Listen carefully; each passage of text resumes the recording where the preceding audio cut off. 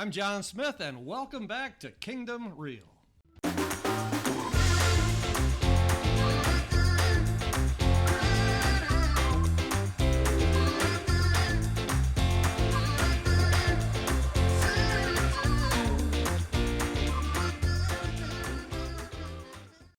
Thank you for joining us. This is part 3 of Journey to Healing and Forgiveness with our guest, John Smith.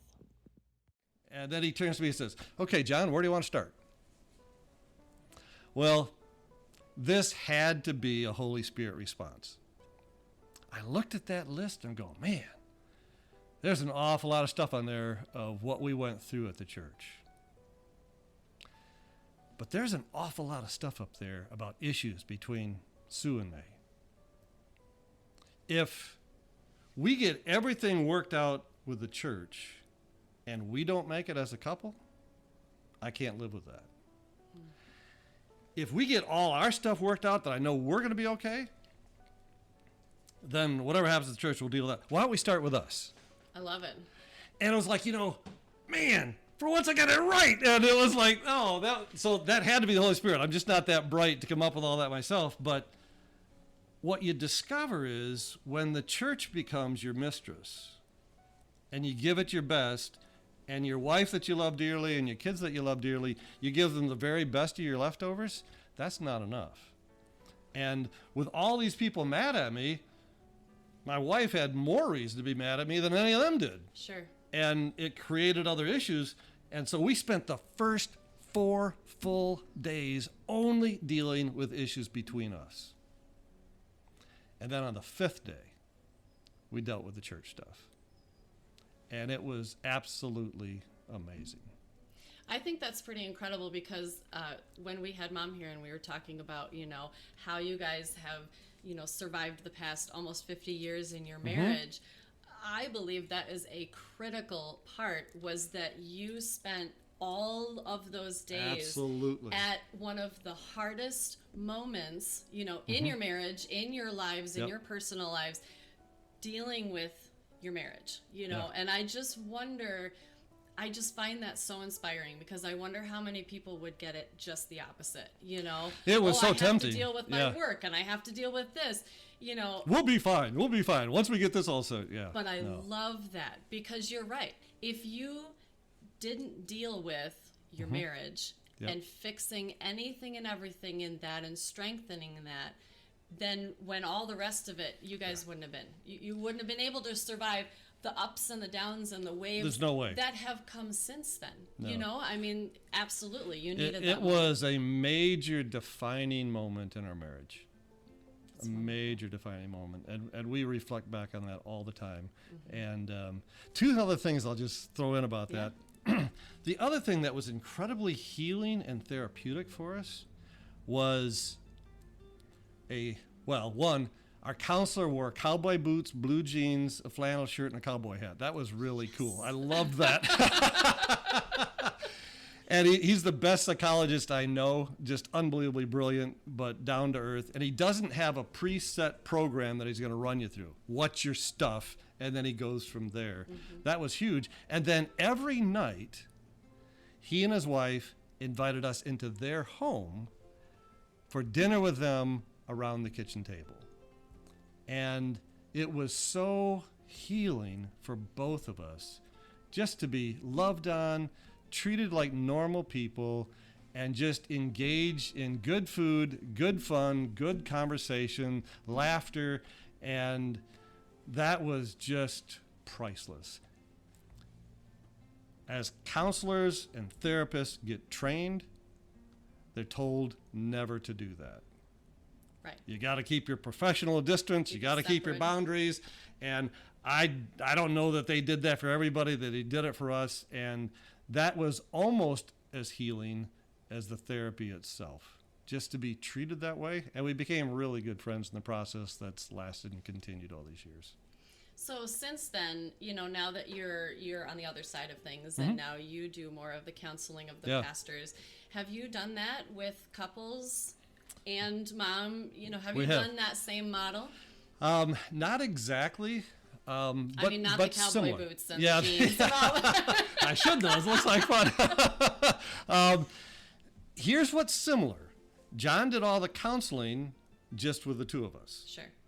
And one other thing that I love about it, all of the counseling, every single minute, we were sitting side by side. So when he was working with mommy, I was sitting right there. I heard everything. I saw everything. It was incredible. When he was working with me, she was right there. We didn't have to fill each other in at night. We experienced the whole thing, and there was never any question of what was happening, what was being said, what was going on. He did it side by side. In fact, that one night she says, "Man, he's really tough on you. I wouldn't want him talking to me like that." I'm going, it doesn't feel that way to me, and he knows I need it. Right. And he knows that wouldn't work with you. So he used a totally awesome. different style with both of us, but we both got to experience it. We both got to see it. And there was never any time where you're sitting alone wondering what he's saying to the other person, what's going on. Totally transparent. the Not whole time. everybody uses that model, but I think it's the best. And so this is what we do similar. I still do the coaching. I prefer coaching than counseling because I'm not a licensed counselor. Sure. And I can do things with people that a licensed counselor can't. I'll come back to that in just a second. But then many times we've had the couple over for dinner, or we'll just meet with a couple. And anytime that we've done it as a couple, it's been off the charts helpful to the other couple. And we haven't been able to do it all the time, and Sure. Mommy doesn't want to do it all the time, but every time she does, it's just absolutely incredible. And when I talk about what I can do that counselors can't, is I initiate the conversation and the relationship very often. If you're a licensed counselor, you can't do that. It's illegal. You have to wait for people to contact you. Okay. And so you can't call and say, "Well, how you doing today?" "Oh, not so good." "Well, you ought to come in." You know, it's like you're soliciting business. So I saw you looking a little down. Come to my office. And the other thing is, I always let the people choose where we meet. We can meet in my office. We can meet at a restaurant, coffee shop. I'll go to their house. I make house calls, wherever we want to go. So those are just a few things that I've been able to do and following that model. But I also do not have a pre-planned approach of what I'm going to do. When I meet with a person, I have no idea where it's going to go.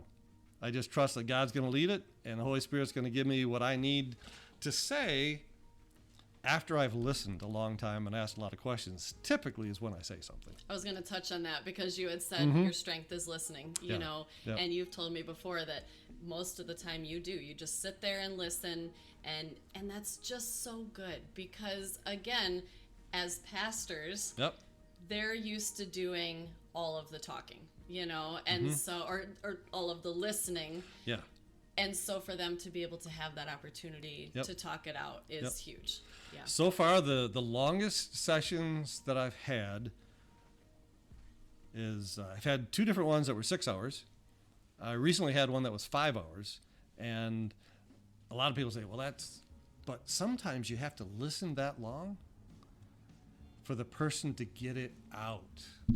It's, I said we were vomiting it out before. Well, that's a literal thing. You got poison inside that's got to come spewing out, and it doesn't happen quickly, or there's so much that it takes and it comes out in waves and comes out in layers. But just having somebody who cares enough to listen without judgment and without trying to fix you. Absolutely. "Oh, I understand completely. This is exactly what you need to do." Those are both lies. Exactly. One, you don't understand completely. And two, don't tell me what to do. Ask me some questions. Help me discover it myself. And if you have something you just have to say, ask permission first. Absolutely. I have a thought. Can I share it with you? Almost everybody says yes, but it's so much different than just coming out and saying it. Defenses go up and people don't hear it as well. Absolutely. Well, thank you so much for sharing this part with us You're today. welcome. I'm going to have a couple more questions for you, but we're going to get to that next time. Thank you for listening to part 3 of Journey to Healing and Forgiveness with our guest, John Smith. Tune in next week for parts 4 through 6.